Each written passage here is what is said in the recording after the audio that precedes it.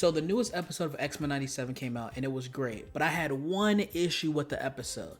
You can tell what it is by the title. But before we get started, if you can hit the like button, subscribe, and share. I'm trying to hit 1,000 subs by the end of the year. Thank you.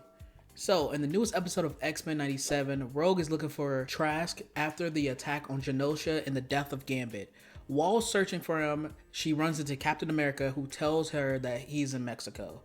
Rogue tells Cap to help him get Trask out of Mexico and not wait for the troops or the government's approval.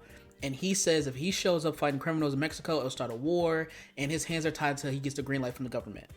Rogue gets upset, takes Captain America's shields and throws it into the mountain, and flies away. Now, my issue with this is not Captain America, okay? Captain America is one of the few heroes that will constantly turn their back on the government if it goes against his moral compass, okay? There are prime examples of him throughout comics and even in the MCU of him not agreeing with the government and adamantly going against it. Now, Captain America would have supported the mutants regardless of his decision because that is what he stands for, equality for all. And so for the people who are not familiar with Captain America, for those who don't read the books or don't really watch the MCU or always thought Captain America was boring, let me give a few examples of Captain America standing on business, okay? That's what I like to say, because he is one of the few heroes that actually stands on business no matter what. I mean, even his most iconic speech of all time about no matter what people say, no matter what the government or the country says, you plant your feet like a tree and you tell them no, you move. It's the most iconic speech ever. Is him saying, yo, I'm standing up for what I think is right no matter what. And here are other examples of him going against the government or going against something that goes against his morals. We compromised, sometimes in ways that made us not sleep so well. But we did it so that people could be free. This isn't freedom. This is fear. S.H.I.E.L.D. takes the world as it is, not as we'd like it to be. It's getting damn near past time for you to get with that program, Cap. Don't hold your breath. The world's on fire. And you think all's forgiven? I'm not looking for forgiveness. And I'm way past asking permission. Earth just lost your best defender. So we're here to fight.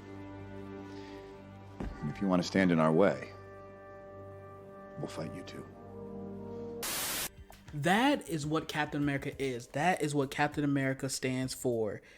If there is a problem that he disagrees with, he is going to state that. He is going to go against that no matter what the government says. He's not one of those like, oh man, my hands are tied. You know, the government says I can't do X, Y, Z. You know, that means I have to wait for the government's approval. Like the whole biggest thing with Civil War, him disagreeing with Iron Man in the movies and in the comics for different reasons, still involving the Sokovia Accord and stuff like that.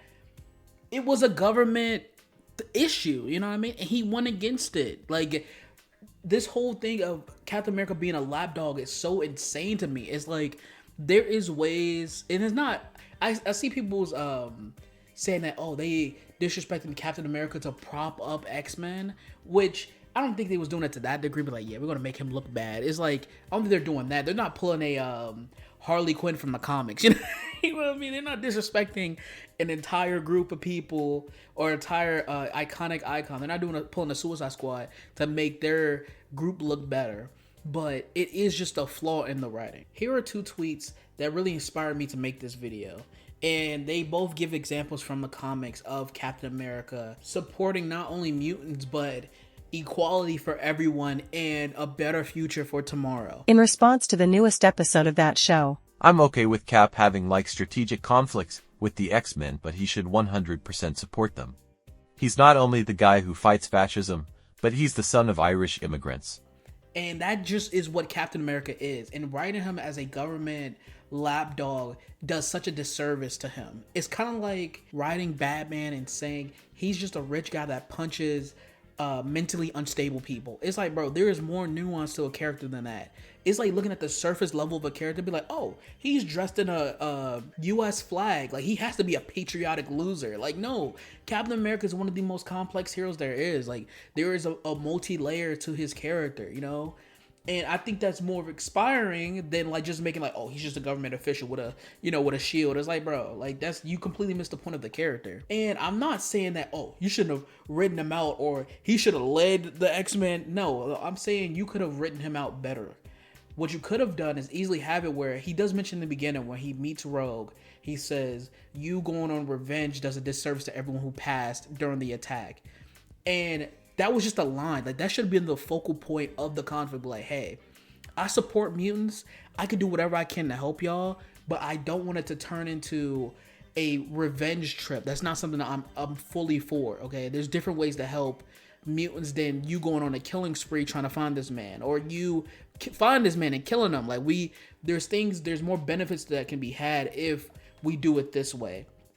And then it leads into Rogue getting mad at him, throwing the shield and flying away. I think that'll be better because it keeps Rogue on this like pathway to the ending of the episode of what she does.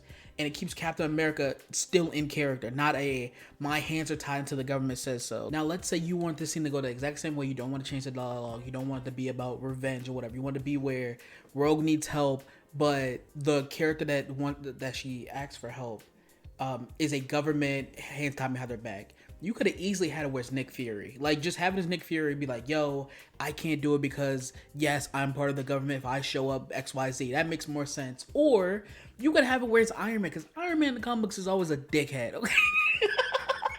It makes a lot of sense if Iron Man's like, hey, I got enough stuff to do. Like, he's just an asshole. Like, you could just have it like that. Like, it makes more sense where he's like, oh, I know this and the third, like, oh, blah, blah, blah, blah, blah. That's what led me here. I would help you, but I got a lot of shit on my plate. I can't go to war for y'all or you people or whatever, something like that. You could do it like that, right? People be pissed about that. Or you could have it where War Machine, because War Machine did show up in the, I think it was the X-Men crossover or whatever. Have it where, hey, I'm sent by the government to look this stuff up, you know what I mean? They needed help finding Trask or whatever. I'm finding this and the third. I found him here based off of blah, blah, blah, blah, blah. Here's, you go do it, because I can't show up blowing up buildings and stuff like that, because it'll look bad because I'm a member of the government. I am, War Machine, basically, like that. That makes more sense than having Captain America, the one character that is known for going against the government, to say, listen, my hands are tied. Just have it. I think it'd be better if I had to choose between the three options I just gave myself. I would choose Nick Fury, because it makes the most sense. Like, he is a government official. Like, he's known for doing shit with the government. So if he shows up over there, it's like, bro, what the fuck? A hero that can show that has attachment to the Avengers and also to the Marvel Universe, stuff like that. It'll make sense like that. I think that would be a lot better than just having Captain America and you kind of messing with his character to fit the Rogue has to do it on her own. But I get it. They want to have a cameo from a popular superhero to make it work. But I still don't like the way it was written. But those are my thoughts. Let me know down below what y'all think. I'll be in the comments down below. And let me know what you want my next video to be. I'm debating between top 5 comic book series that need the Invincible treatment, as in like an animated show, or like a game that desperately needs a remake that needs to come back. Let me know what y'all thoughts. If y'all want to hear either or, put it down in the comments, and we'll see. See y'all next time. Peace.